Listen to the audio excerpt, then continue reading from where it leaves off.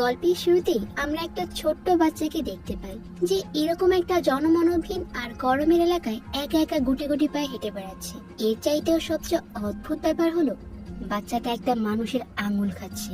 কিন্তু কেন খাচ্ছে, আর কেনই বা সে এরকম একটা মরুভূমিতে একা একাই হেঁটে বেড়াচ্ছে? এরপর আমরা ব্র্যান্ডম হিস্টার নামে একজন হাইকারকে দেখতে পাই যে কিনা অ্যারিজোনার একটা জনহীন জায়গায় হেঁটে হেঁটে কোনো একটা জায়গায় যাচ্ছে। সে আসলে গাড়ি নিয়ে এখানে এসেছিল, কিন্তু গাড়িটাকে সে থামিয়ে দেয়, কেননা সেখান থেকে আর গাড়ি নিয়ে এগোনো যাবে না। সে তার ব্যাগে কিছু খাবার আর একটা ক্যামেরা নিয়ে একটা উঁচু জায়গায় চলে যায়। আসলে আজকে সূর্যগ্রহণ হবে, তাই ব্র্যান্ডম এখানে কিছু ছবি তুলতে এসেছে। ওখানে যাওয়ার পর সে কিছুটা সময় বসেই সেখানে কাটিয়ে দেয়, আর সন্ধ্যা হওয়ার কিছুক্ষণ আগে সে ওখান থেকে চলে যায়। রাস্তায় সে একটা ছেলেকে দেখতে পায়। ছেলেটা একা একা বসে কাঁদছিল। এমন একটা নির্জন জায়গায় ছেলেটাকে বসে থাকতে দেখে ব্র্যান্ডম তো একটু অবাক হয়ে যায়। তখন সে ছেলেটাকে জিজ্ঞাসা করে যে তুমি এখানে কি করছো? ছেলেটা উত্তরে তাকে বলে, আমি আসলে হারিয়ে গিয়েছি। ব্র্যান্ডম মনে মনে ভাবে যে হয়তো আশেপাশে তার কোনো ফ্যামিলির লোকজন আছে, কিন্তু সে যেখানে দাঁড়িয়ে আছে সেখান থেকে অনেক দূর পর্যন্ত কিচ্ছু দেখা যাচ্ছে না। তাই ব্র্যান্ডম সিদ্ধান্ত নেয় সে তার সঙ্গে ছেলেটাকে নিয়ে যাবে। কিন্তু ওই ছেলেটা তার সঙ্গে না গিয়ে উঠে অন্যদিকে চলে যায়। ছেলেটা যাওয়ার সময় তাকে বলে যে আমার মা বাবা ওইদিকে আছে। এমন একটা জনমানবহীন জায়গায় ছেলেটাকে একা একা ছেড়ে যাওয়া কি ঠিক হবে কিনা সেটা ভেবে ব্র্যান্ডম ছেলেটার পিছু পিছু যেতে শুরু করে। ছেলেটা খুব দ্রুতই সামনের দিকে এগিয়ে যাচ্ছিল। এটা দেখে ব্র্যান্ডম তাকে থামতে বলে, কিন্তু ছেলেটা তার কোনো কথাই শোনে না। এইভাবে হাঁটতে হাঁটতে ওই ছেলেটা ব্র্যান্ডমকে অনেক দূর পর্যন্তই নিয়ে আসে। তারপর একসময় ছেলেটা থেমে যায় আর তার কাছে পানি চায়। ব্র্যান্ডম তাকে পানি দিলে ছেলেটা পানি খেয়ে একটা মুচকি হাসি দেয় এবং সেখান থেকে চলে যায়। তার এমন ব্যবহার দেখে বোঝা যাচ্ছে যে ছেলেটা ইচ্ছা করে ব্র্যান্ডমকে এই জায়গাতে নিয়ে এসেছে। ব্র্যান্ডম বুঝতে পারে সে ভুল করেছে, কেননা কিছুক্ষণ পরে সন্ধ্যা হয়ে যাবে আর সে তার গাড়ি থেকে অনেকটা দূর পর্যন্ত চলে এসেছে। সে যদি এখান থেকে এখনই হাঁটা শুরু করে তাহলে গাড়ি পর্যন্ত পৌঁছাতে পৌঁছাতে ঘুটঘুটে অন্ধকার নেমে যাবে। আর অবশেষে ঠিক সেটাই ঘটে, যেটা সে ভয় পাচ্ছিল। এদিকে দিনের বেলা এই জায়গায় প্রচন্ড গরম থাকে, আর রাত হলে পুরো জায়গাটা ঠান্ডায় পুরো বরফ হয়ে যায়। তাই তার প্রচন্ড ঠান্ডা লাগতেও শুরু করে, কিন্তু তার কাছে কোনো জামা কাপড় না থাকায় সে ওখানকার একটা পাথরের সাথে লেগে শুয়ে পড়ে। তবে এত ঠান্ডায় তার জন্য ওখানে ঘুমানো অনেক কষ্টসাধ্য ব্যাপার হয়ে পড়েছে। কিছুক্ষণ পর হঠাৎ করে সে একটা শব্দ শুনতে পায়। এই শব্দটা শুনে সে তার পিছু পিছু সামনের দিকে এগিয়ে যায় আর দেখতে পায় যে সেখানকার নিচু একটা জায়গায় একটা ঘর রয়েছে। এই ঘরটা দেখে সে বেশ অবাক হয়ে যায়, কেননা এরকম মরুভূমির মতো একটা জায়গা যেখানে কোনো মানুষ খুঁজে পাওয়াই দুষ্কর, আবার তীব্র গরমে সেখানে বেশিক্ষণ থাকাও যায় না, আর সেখানে কিনা একজন মানুষ ঘর বানিয়ে রেখেছে। এটা আশ্চর্যের বিষয় না বন্ধুরা? ব্র্যান্ডম একটু সামনের দিকে এগিয়ে সেখানে একটা মেয়েকে দেখতে পায়। সে দেখে যে মেয়েটা সেখানে একা একাই কথা বলছে। এদিকে ওই নিচু জায়গাটাতে নামার জন্য একটা সিঁড়ি লাগানো আছে। সেই সিঁড়িটা বেয়ে ধীরে ধীরে নিচে নেমে আসে। নিচে আসার পর সে দেখতে পায় যে আশেপাশে অদ্ভুত রকমের সব জিনিস লাগানো। তারপর সেই ঘরের দরজায় নক করতে থাকে, কিন্তু মহিলাটা বাইরে বের হয়ে আসে না। তাই সে নিজেই ভেতরে চলে যায়। মহিলাটা তখন ভেতরেই ছিল। মহিলাটার নাম লিনা। কিন্তু অদ্ভুত ব্যাপার হলো ওই মহিলাটা ব্র্যান্ডমকে দেখে ভয় পায় না, এমনকি তাকে কিছু জিজ্ঞাসাও করে না। অথচ একবার ভাবুন তো, ঠিক এরকম একটা জায়গায় হঠাৎ করে কোনো মানুষের আগমন ঘটলে কতই না ভয় পাওয়ার ছিল। আমি হলে তো নিশ্চয়ই ভয় পেতাম, আমি জানি তোমরাও ভয় পেতে, তাই না? তো সে যেহেতু কোনো কথা জিজ্ঞাসা করেনি, তাই ব্র্যান্ডম নিজে থেকেই বলে আমি এখানে এসে হারিয়ে গিয়েছি। এই কথা শুনে লিনা কিছুই বলে না। কিছুক্ষণ পরে সে শুধু বলে যে বসুন, খাবার খান। কিন্তু ব্র্যান্ডম সেই খাবার আর খায় না। তবে বাইরে অনেক ঠান্ডা থাকার কারণে সে ঘরেই বসে থাকে। লিনা আর কোনো কথা বলে না, সে নিজের মতোই খেতে শুরু করে। ব্র্যান্ডম আবারও বলে যে আমি একটা ছেলেকে সাহায্য করতে চেয়েছিলাম, কিন্তু ছেলেটা আমাকে ইচ্ছা করে এখানে নিয়ে এসেছে। এত দূরে আসার কারণে আমি হারিয়ে গিয়েছি। এইসব ব্যাপারে লিনা কোনো প্রশ্ন না করে তাকে বলে যে এখন আপনার ঘুমানো উচিত। তাই লিনার কথা মতো রাতটা এখানেই কাটিয়ে দেওয়ার সিদ্ধান্ত নেয়। সকাল হলে ব্র্যান্ডম তার জিনিসপত্রগুলো গুছিয়ে রওনা শুরু করে। ব্র্যান্ডম যাওয়ার আগে কিছু টাকা লিনার জন্য রেখে যায়, কিন্তু বাইরে এসে সে খুবই অবাক হয়ে যায়, কেননা গতকাল রাতে সেটা দিয়ে নিচে নেমেছিল, সেটা ওখানে নেই। জায়গাটা ছিল খুবই গভীর, আর চারিদিকে শুধু বড় বড় পাহাড়। এখান থেকে বের হওয়ার কোনো রাস্তা এসে খুঁজে পাচ্ছে না। এদিকে লিনা ঘুম থেকে উঠলে ব্র্যান্ডম তাকে জিজ্ঞাসা করে যে এখানে সিঁড়িটা কোথায় গেল, যেটা কাল রাতেও এখানেই ছিল। প্রথমে লিনা কোনো কথার উত্তর দেয় না। পরে যখন ব্র্যান্ডম আবারও জিজ্ঞাসা করে তখন সে তাকে বলে যে আমি এসবের কিছুই জানি না, যে তারা কখন এখানে সিঁড়িটা লাগিয়ে রাখে আর কখন বা উঠিয়ে নেয়। এই কথা শুনে ব্র্যান্ডম তাকে জিজ্ঞাসা করে যে এখানে কি আমরা ছাড়া আর কোনো লোক আছে, কিন্তু লিনা তাকে এই ব্যাপারে কিছুই বলে না। ব্র্যান্ডম আশেপাশে কিছু জিনিসের ছবি তুলতে শুরু করে। সে দেখে যে পাহাড়ের গায়ে বেশ কিছু চিত্র আঁকা রয়েছে। দুপুরের দিকে সে পাহাড়ের গা ঘেঁষে উপরের দিকে ওঠার চেষ্টা করে, কিন্তু সে ব্যর্থ হয়ে যায়। তাই বাধ্য হয়ে তাকে ওই দিনটাও সেখানে থাকতে হয়। পরের দিন সে কিছু সরঞ্জাম নেয়, এই যেমন হাতুড়ি আর কাপড়। সে কাপড়টাকে হাতের কাছে পেঁচিয়ে নেয়, কেননা দিনের বেলায় পাথর খুবই গরম থাকে। সে ধীরে ধীরে হাতুড়িটা দিয়ে একটু একটু করে উপরে ওঠার চেষ্টা করে, কিন্তু কোনো দড়ি ছাড়া উপরে ওঠাটা আসলে অসম্ভব ছিল। তবুও সে বেশ কিছুটা উপরে উঠে পড়ে। ঠিক তখনই ওপর থেকে কিছু বাচ্চাদের আওয়াজ শোনা যায়। তখন মনে হয় যে কেউ যেন ওপর থেকে একটা প্রাণীর মাথা কেটে ফেলে দিল। আর এটার দিকে লক্ষ্য করতে গিয়ে ব্র্যান্ডম উপর থেকে নিচে পড়ে যায়। অত উপর থেকে নিচে পড়ার কারণে সে সেন্সলেস হয়ে যায়। এরপর সারাদিন সে ওখানেই পড়ে থাকে।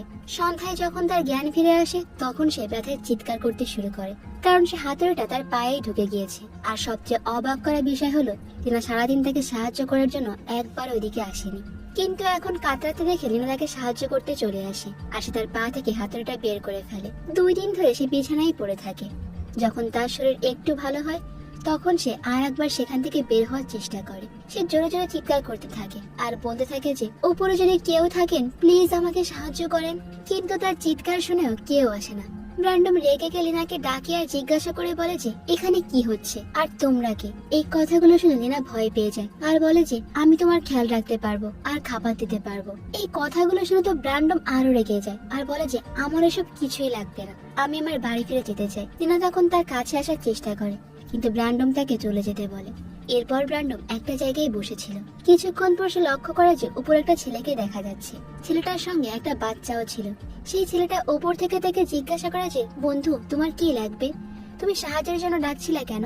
ওই ছেলেটাকে দেখে তো ব্র্যান্ডম অনেক খুশি হয়ে যায়। ব্র্যান্ডম ছেলেটাকে বলে যে আমি এখানে আটকে গিয়েছি, তুমি কি আমাকে সাহায্য করতে পারবে।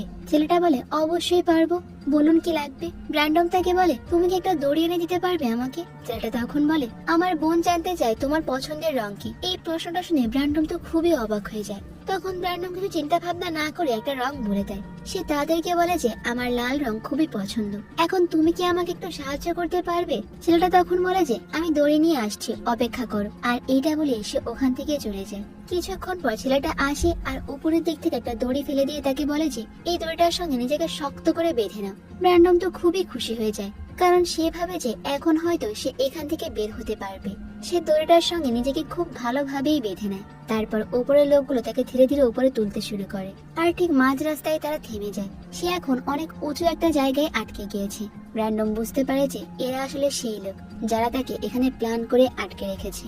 তখন উপরে দেখা যায় যে 5 জন ছেলে আর একটা ছোট্ট মেয়ে আছে। এই 5 জনের মধ্যে সে ছেলেটাও ছিল যাকে আমরা প্রথমেই দেখেছিলাম। ছেলেগুলো তাকে নিয়ে হাসতে শুরু করে আর বিভিন্ন ভাবে আজেবাজে কথা বলতে থাকে, আর সেই সঙ্গে দড়িটাকে এদিক থেকে সেদিকে নাড়াতে শুরু করে। ব্র্যান্ডম চিৎকার করে বলে যে থামো থামো, আমি পড়ে যাব।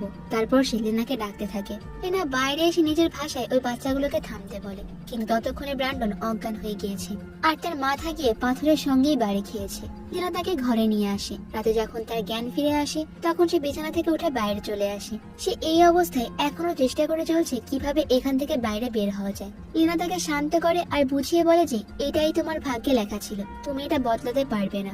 তার কথা শুনে এইটাকে কিন্তু খুব ভালো করেই বোঝা যাচ্ছে লিনা কোনো একটা সময় এখানে এসেছিল, আর ব্র্যান্ডমের মতো হয়তো ওই ছেলেগুলো তাকে এখানে আটকে রেখেছে।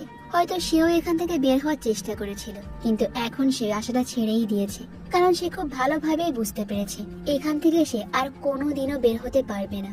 সে এখানে বসবাস করাটাও শিখে গিয়েছে। এরপর ওই ছেলেগুলো তাকে খাবার দিতে আসে। আসলে এই ছেলেগুলো যে কি চায় সেটা আমরা একটু পরেই জানতে পারবো। এদিকে ব্র্যান্ডম বুঝে গিয়েছে যে এত সহজে সে এখান থেকে বের হতে পারবে না। সে একটু অপেক্ষা করে। এরপর ব্র্যান্ডম নিজেকে ব্যস্ত রাখার জন্য সেখানে কিছু সবজির চাষ করা শুরু করে। এদিকে লিনাও তার খেয়াল রাখতে শুরু করে দেয়। সে তার কাপড় চোপড় ধুয়ে দেয়, এমনকি তার জন্য খাবারও বানিয়ে দেয়। ব্র্যান্ডম ধীরে ধীরে এখানে থাকতে থাকতে অভ্যস্ত হয়ে যাচ্ছে। সেই ছেলেগুলো তাদের জন্য কিছু জরুরি জিনিসপত্র সেখানে পাঠিয়ে দেয়। শুধু তাই না, আবার সময় মতো খাবারও পাঠিয়ে দেয়। কিন্তু একটা প্রশ্ন, এই ছেলেগুলো তাদের কেন সাহায্য করছে? আর ব্র্যান্ডম তখন লিনাকে জিজ্ঞাসা করে যে এই জিনিস আর খাবারগুলো কোত্থেকে আসছে, আর এই বাচ্চাগুলোই বা কে? লিনা তখন বলে যে আমি আসলে আর কিছুই জানি না, আমার খাবার প্রয়োজন, আমার খাবার পেলেই হচ্ছে। তারপর ওই রাতে ব্র্যান্ডম তার দুঃখ বলার জন্য একটু মদ পান করে। লিনা তাকে অতিরিক্ত মদ খেতে নিষেধ করে। সে তাকে বলে যে আমি কোনো বাচ্চা নই, যে তুমি আমাকে যা বলবে আমি সেটাই শুনবো। এদিকে লিনা যখন ড্রেস চেঞ্জ করছিল, তখন ব্র্যান্ডম তার সঙ্গে মাতাল অবস্থায় ইন্টিমেট হয়ে যায়। সকাল হলে সে আবারও এখান থেকে বের হওয়ার রাস্তা খুঁজতে শুরু করে, কিন্তু সে কোনো রাস্তা খুঁজে পায় না। সময় যত এগোচ্ছে তার চিন্তা আরো বাড়ছে। সে কি সারা জীবন এখানেই আটকে থাকবে? তো দুপুরবেলায় যখন সে কাজ করছিল তখন উপর থেকে একটা ছেলে তার সঙ্গে কথা বলতে চায়। এই ছেলেটা অন্যদের মতো ছিল না। ছেলেটা তাকে জিজ্ঞাসা করে যে আপনি এখানে কি করছেন। তখন ব্র্যান্ডম তাকে বন্ধু বানানোর জন্য তার সঙ্গে গল্প করতে শুরু করে। হয়তোবা এই ছেলেটা তাকে এখান থেকে বের হতে সাহায্য করতে পারবে। ছেলেটা তাকে বলে যে আমার নাম নিকাসো, আমার পড়াশোনা শেখার খুবই ইচ্ছা, আপনি কি আমাকে পড়াশোনা শেখাতে পারবেন? ব্র্যান্ডম তাকে বলে যে অবশ্যই শেখাবো। এরপর ছেলেটা তার হাতে থাকা একটা খাবার ব্র্যান্ডমকে দিয়ে সেখান থেকে চলে যায়।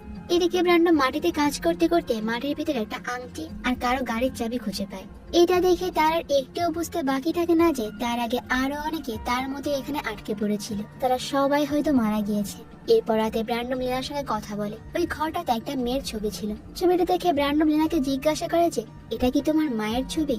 লিনা উত্তরে বলে যে না, ইনি হলেন আমার প্রথম মা। লিনা আর কিছুই বলে না। আর এখানেই কিন্তু আর একটা রহস্য আছে, যেটা আমরা গল্পের শেষে গিয়ে জানতে পারবো। তো পরের দিন দেখা যায় কিছু পশু পাখি সেখানে ব্র্যান্ডমের লাগানো গাছগুলোকে নষ্ট করে দিয়েছে। তারা দুইজন সেগুলো ঠিক করছিল। কিছুক্ষণ পর সেখানে সেই লিকাসো নামে ছেলেটা চলে আসে। সে ব্র্যান্ডমকে জিজ্ঞাসা করে যে আপনি আমাকে এখন কিছু শেখাবেন? ব্র্যান্ডম তাকে বুঝিয়ে বলে যে দেখো, এত নিচ থেকে এত উপরে কোনো কিছু শেখানো সম্ভব নয়। তুমি আমাকে কোনোভাবে এখান থেকে বের করো, তারপর আমরা অনেক দূর চলে যাব। তখন লিকাসো বলে বাকি ছেলেরা আশেপাশে থাকলে আমি এটা কখনোই করতে পারবো না। তারা যখন দূরে কোথাও যাবে বা শুয়ে পড়বে তখন আমি কিছু করলেও করতে পারি, শুধু আপনি তৈরি থাকবেন। ব্র্যান্ডম বলে যে ঠিক আছে, আমি তৈরি হয়েই থাকবো। ঠিক তখনই সেখানে আরেকটা ছেলে চলে আসে। সেখানে আসার পর সে লিকাসোকে নিয়ে কিছু অদ্ভুত কথাবার্তা বলতে শুরু করে। তারপর সে ছেলেটা সেখান থেকে তাকে নিয়ে চলে যায়। একদিন রাতে যখন তারা একসঙ্গে খাবার খাচ্ছিল তখন ব্র্যান্ডম তাকে বাইরের দুনিয়া সম্পর্কে বলতে শুরু করে। লিনার কথাবার্তা শুনে সে নিশ্চিত হয়ে গিয়েছে যে লিনা আগে কখনোই বাইরে যায়নি। এমনকি সে জানেও না যে বাইরের দুনিয়াটা আসলে কেমন দেখতে। এদিকে সকাল হলে যখন লিনা বাহিরে বের হয় তখন সে জোরে জোরে কাঁদতে শুরু করে। তখন দেখা যায় যে লিকাসো নামে সেই ছেলেটার ডেড বডিটা ওই ছেলেগুলো উপরে বেঁধে দিয়েছে, যেটা দেখে তো লিনা পাগলের মতো চিৎকার করতে শুরু করে। ব্র্যান্ডম এটা দেখে খুবই দুঃখ পায়। লিনা জোরে জোরে চিৎকার করে বলে যে লিকাসো আমার ছেলে ছিল। তারপর সে ব্র্যান্ডমকে বলে যে তোমার জন্যই আমার ছেলেটা মারা গেল। আর এরপর সে রাগে তো একটা কাঠের টুকরো দিয়ে ব্র্যান্ডমকে মারতে মারতে একেবারে অজ্ঞান করে ফেলে। এরপরেই কেটে যায় 9টা মাস। এই 9 মাস লিনা ব্র্যান্ডমকে একটা খাঁচায় বন্দি করে রেখেছে।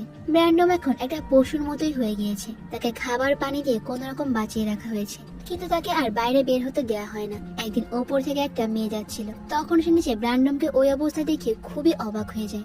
অবশ্য অবাক তো হওয়ারই কথা, কেননা কোনো মানুষকে তার পশুর মতো খাঁচায় বন্দি করে রাখা স্বাভাবিক কোনো বিষয় নয়। ব্র্যান্ডম খাঁচার ভেতর থেকে চিৎকার করে বলে যে আমাকে প্লিজ সাহায্য করো। মেয়েটা সাহায্য করার জন্য এগিয়ে আসে, কিন্তু কিছুক্ষণ পর দেখা যায় যে মেয়েটাকে ছেলেগুলো ধরে ফেলে। আর সেই খারাপ ছেলেগুলো মেয়েটাকে ব্র্যান্ডমের চোখের সামনেই মেরে ফেলে, যেটা দেখে তো ব্র্যান্ডম পাগলের মতো হয়ে যায়। এরপরে একদিন রাতে একটা অদ্ভুত ঘটনা ঘটে। সে ওখানে অনেকগুলো বাচ্চাকে দেখতে পায়, কিন্তু এই বাচ্চাগুলো যে আসলে কারা সে ওটা বুঝতে পারে না। এরপর একদিন ব্র্যান্ডম জানতে পারে যে লিনা প্রেগনেন্ট, মানে লিনার গর্ভে ব্র্যান্ডমেরই সন্তান। তাই ব্র্যান্ডম লিনাকে বলে যে তুমি একা একা সব কাজ করতে পারবে না, তোমার আমার সাহায্যের প্রয়োজন আছে। কিন্তু লিনা বলে যে আমি সব পারবো। ব্র্যান্ডম তার সামনে কাঁদতে থাকে আর তার কাছে ভিক্ষা চেয়ে বলে তুমি যেটা বলবে আমি সেটাই করব।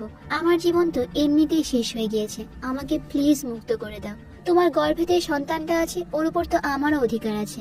এরপর ব্র্যান্ডম আবারও বলে যে তুমি আমাকে কেন বাঁচিয়ে রেখেছো তাহলে বলো তো? হয় আমাকে মেরে ফেলো, না হলে আমাকে এই নরক যন্ত্রণা থেকে মুক্তি দাও। এই কিছুদিন পর সেই সময়টা চলে আসে যেই দিন তার গর্ভের সন্তানটাকে সে জন্ম দেবে। সে ব্র্যান্ডমকে খাঁচা থেকে ছাড়িয়ে তার কাছে সাহায্য চায়। ইচ্ছা না থাকা সত্ত্বেও ব্র্যান্ডম তাকে সাহায্য করতে রাজি হয়। ব্র্যান্ডম অনেকদিন পর সে খাঁচাটা থেকে বের হয়েছে, তাই সে ভালোভাবে হাঁটতে পর্যন্তও পারছে না। তবে অদ্ভুত ব্যাপার হলো সে স্ত্রীটাকে সেখানে দেখতে পায়। সে চাইলেই এখন সেখান থেকে বের হয়ে যেতে পারবে, কিন্তু সে ওটা না করে লিনাকে সাহায্য করে। কিছুক্ষণ পর লিনা একটা সন্তানের জন্ম দেয়, যেটা দেখে তো তারা দুইজন বেশ খুশি হয়ে যায়। কিন্তু তখনই পেছন থেকে সে ছেলেগুলো এসে ব্র্যান্ডমের গলা কেটে দেয়। ছেলেগুলো তখন বলে যে এটা আমরা আপনার জন্যই করেছি মা। তখন লিনা তাদেরকে কিছুই বলে না। এর কয়েক মাস পর আমরা দেখতে পাই যে লিনা সেই বাচ্চাটাকে খুব যত্ন করেই বড় করছে, আর বাইরে ব্র্যান্ডমের লাশটা পড়ছে। আর ঠিক এখানেই আমাদের গল্পটা শেষ হয়ে যায়। তো বন্ধুরা, গল্পটা শেষ হয়ে গেলেও আমি জানি তোমাদের মনে অনেক প্রশ্ন আছে। এই প্রশ্নগুলোর উত্তর এখন এক এক করে আমি তোমাদেরকে বলবো। প্রথম প্রশ্ন হলো, এই ছেলেগুলো আসলে কারা? এই ছেলেগুলো মূলত একটা টিম, তারা সবাই লিনার অবৈধ সন্তান। আর এখানে বিভিন্ন মানুষকে এনে আটকে রাখা তাদের একটা অদ্ভুত রকমের শখ। এবার তাহলে প্রশ্ন আসতে পারে যে লিনাটা আসলে কে। লিনা আসলে আটকে যাওয়া কোনো মেয়ে নয়, বরং এই সবকিছুই তার প্ল্যান মোতাবেকই চলছে। মানে এই ছেলেগুলো তার মায়ের কথা অনুযায়ী সবকিছু করছিল। তারা প্রথমে এখানে কোনো একজন পুরুষকে আটকে রাখে, আর তারপর লিনা তার সঙ্গে ইন্টিমেট হওয়ার জন্য তাকে আকৃষ্ট করে। তোমরা তো আগেই খেয়াল করেছো তাই না? লিনা ব্র্যান্ডমের সামনে ড্রেস চেঞ্জ করে তাকে আকৃষ্ট করার চেষ্টা করছিল। তো যাই হোক, এরপর যখন লিনার কোনো বাচ্চা হয় তখন তারা ওই ছেলেটাকে মেরে ফেলে। আর ওই ছেলেগুলো থেকে লক্ষ্য করলে তোমরা দেখবে যে এক একজনের সাইজ একেবারে এক এক রকম। এর মানে হলো তাদের সবাইকে না এক এক সময় জন্ম দিয়েছে, আর তারা প্রত্যেকে মানসিকভাবে অসুস্থ। তবে লিকাসো নামের ওই ছেলেটা তাদের মতো পাগল ছিল না, তাই সে ব্র্যান্ডমকে বাঁচাতে চেয়েছিল। আর এটাই যখন লিনা টের পেয়ে যায় তখন সে তার বাকি ছেলেদেরকে লিকাসোকে মেরে ফেলার নির্দেশ দেয়। আর লিনা যে কান্নাকাটি করছিল সেটা ছিল সম্পূর্ণই তার অভিনয়। আসলে তারা নিজেদের একটা আলাদা রকম ভাষা তৈরি করে ফেলেছিল, আর তারা সেই ভাষাতেই কথা বলতো। আর এই অদ্ভুত রকমের জঘন্য কাজগুলো করে তারা তাদের শখগুলো মেটাতো, যেটা আসলে আমাদের কাছে অদ্ভুত মনে হলো তাদের কাছে এটাই ছিল আনন্দের ফোরাক। কিন্তু কেউ না কেউ তো এই কাজটা শুরু করেছিল তাই না? আসলে ঘরে যে আমরা মহিলা ছবিটা দেখতে পেয়েছিলাম সেই সবকিছু এই প্রথমে শুরু করেছিল। সেই জন্য লিনাই ছবিটার মহিলাকে বলেছিল সে আমার প্রথম মা। তো এই ছিল সব প্রশ্নের উত্তর। আশা করি আমি তোমাদের মনে জমে থাকা প্রত্যেকটা প্রশ্নের উত্তর দিতে পেরেছি। তাও যদি কোনো কিছু না কনফিউশন থাকে সেটা কিন্তু আমাকে কমেন্ট করে অবশ্যই জানাবে। আর গল্পটা তোমাদের কাছে কেমন লেগেছে? ইন্টারেস্টিং না? পুরো গল্প জুড়ে আমার কাছে বেশ থ্রিলিং আর সাসপেন্সিভই মনে হয়েছে। আশা করছি তোমাদেরও ভালো লেগেছে। তো আজ এই